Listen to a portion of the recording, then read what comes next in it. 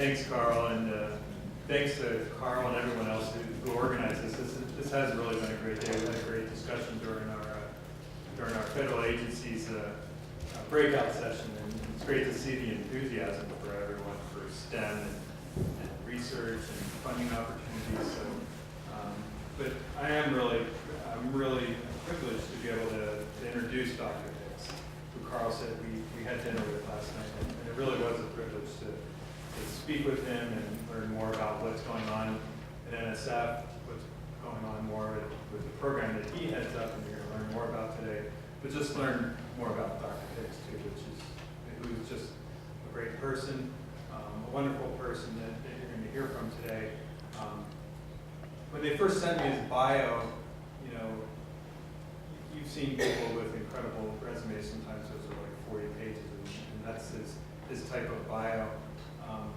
They tried to consolidate it down. They consolidated it down into 3 pages.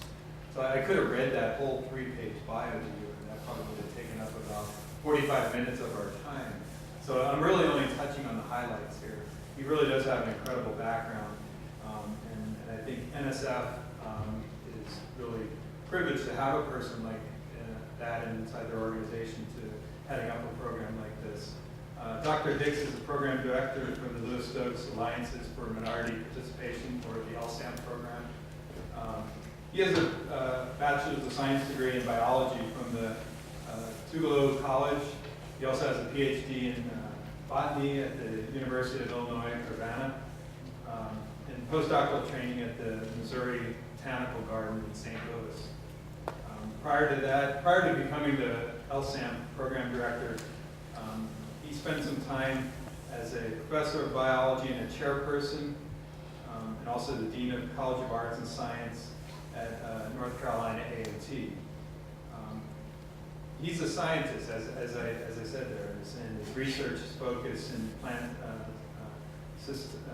systematics, and he's reported his work in a lot of different places. As I said, his resume speaks for itself. He's published in a lot of different peer-reviewed journals.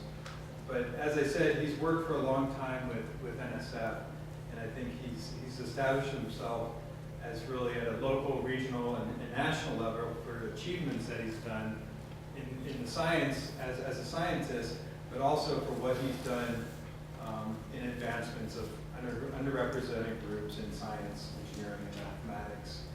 That's what he's going to be talking about today.